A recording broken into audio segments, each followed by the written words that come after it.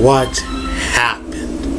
That's all I want to know. What the hell happened? To say it was a massive headache for you to watch what happened Sunday night in that game would be an understatement. I don't know who that was out there in Denver, but that was not the Green Bay Packers. That was definitely not the bad man Aaron Rodgers out there. 76 yards, that's all he threw for. That's usually 2 drives for him. I don't know.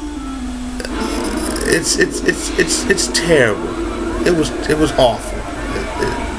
It was like a kick to the gut, but it's only our first loss this season, but we'll rise above that.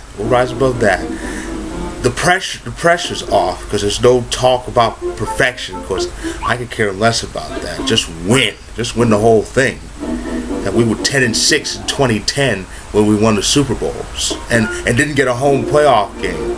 So, as far as I'm concerned, we're still on a good pace. That game is just right in the past. It's right in the past. And unlike Troy Aikman in that funny commercial, we Packers don't dwell in the past. So we have Carolina next week, this upcoming Sunday. And about Carolina, again, what happened? I watched that game. It was the fourth quarter. It was 23-6, and I thought, damn, it's over. This game's over. They've got this. And all of a sudden, I see the Colts score. 1 touchdown, another touchdown, and they go down the field goal range and tie it up. And they go to overtime. They scored 17 unanswered points and scored 20 straight, actually, because they started the scoring in overtime with a field goal. And Andrew Luck, and after Carolina tied it, Andrew Luck threw a pick, which was the receiver's fault, and that's how Carolina won. That game should never went to overtime, but Panthers pulled it out, and they're gonna get killed. Well, not killed, but they're not gonna survive Sunday if they playing like that, especially against the Packers team who is pissed. You don't want to piss off Aaron Rodgers. When Aaron Rodgers gets pissed, he starts throwing 5 touchdowns and a half. But enough about the upcoming game in the week, what I consider the main event, because it's important. We're talking about a 2-game swing here. These are the top 2 teams in the NFC, and a win could give them virtually a 2-game advantage. Pick up a 2-game win, because the winning team would hold a head-to-head tiebreaker. That's important. We need to win that game, because after what happened last year, we need to get the NFC Championship at home. Speaking of the Colts, they're 3-5 and tied for first. Oh man, this is another what happened case. What happened to that AFC South for it to suddenly go south the way it has? It's amazing. Yeah, the 3-5 Colts are in first place. The 3-5 Texans are tied for first. The Jaguars, who were off because they were in England last week, they're 2-5, and they're a hair out. The Titans are hair out at 1-6, and that's what bothers me about them firing Ken Wisenhunt. Why would they fire that coach? Number one, it's not that coach's fault that the team sucks. The Titans were a cesspool when he got there. Number one. Number two, at 1-6 in that bad division, they still have a shot. They still have a shot at winning the division. All they have to do is win if they win 3 straight, they can move in the first place. It's amazing. And how about the Raiders? Raiders won back-to-back games, I think, for the first time in a long time. And they're 4-3. They have a shot at the playoffs. Hope they get it too. That'll be something. If the Raiders make the playoffs and the Jaguars win the division, that's going to cause chaos. Speaking of chaos, there was plenty of chaos in New Orleans. Nothing but touchdowns, left and right. touchdown, touchdown, touchdown, a pick six touchdown. But what wins the game? A field goal. A field goal ended up winning the game after a dumb penalty by the punter. 52-49, that was the score. That's usually a halftime score in the NBA. It was crazy. That's football. It was wild and crazy. But the Saints are kind of back in it now. They're 4-4. They looked lost. Remember they were what? They started what? 0-3, 0-2 or 0-3, and everybody said, "What's wrong with the Saints?" Now all of a sudden they're 4-4 and they're kind of back in it. It all started with that overtime win in Dallas. That's what did it. And all of a sudden they've been on a winning spark. They could get in the playoffs. I don't know about winning the division. That might be out for them, but they're on a winning spark. They could get in the playoffs if they keep this up. Meanwhile, 4-4 is what the Giants have in that division. That's good enough to lead it. But the Giants have Washington, Philly right behind them.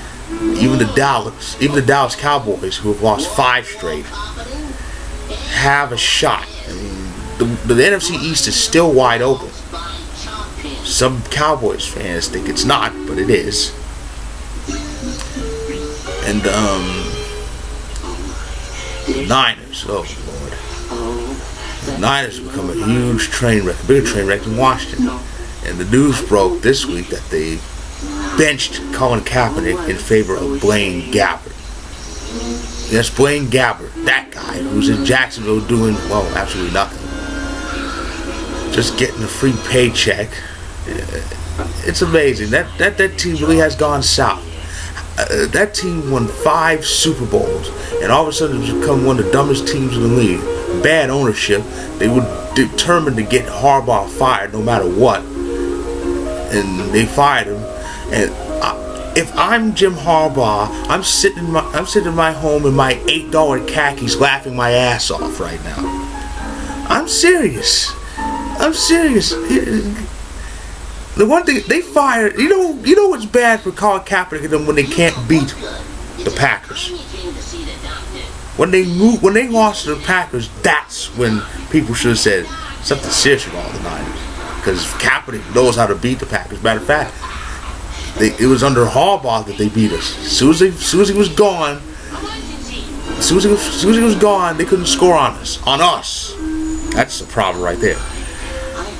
And they got rid of everybody. It was a fire sale. Everybody must go. And now Vernon Davis is gone. He's going to the Broncos like they need him.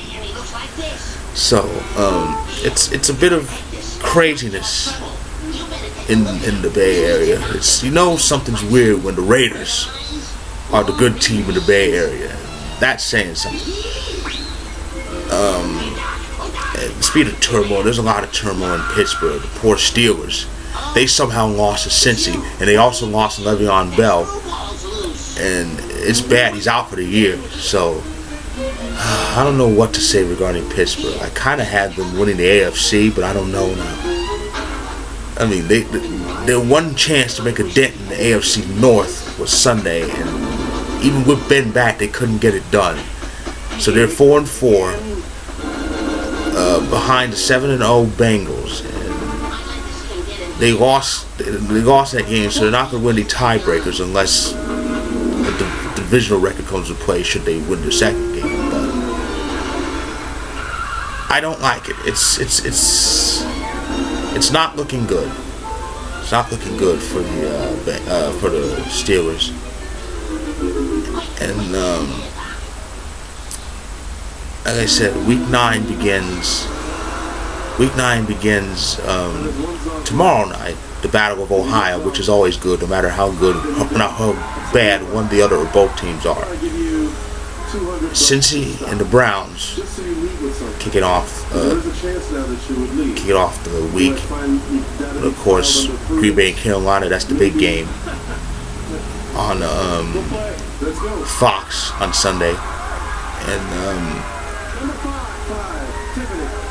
And the Monday game is the Bears in San Diego. What a snooze. So Week 9 should be very, very interesting. What will happen between Green Bay and Carolina? Will the AFC South become even worse than it already is. Will the Raiders keep winning? Burning questions. So that's my review of what was a very, very wild and nuts week 8. And all I ask you is that you enjoy the rest of the NFL season. I certainly will.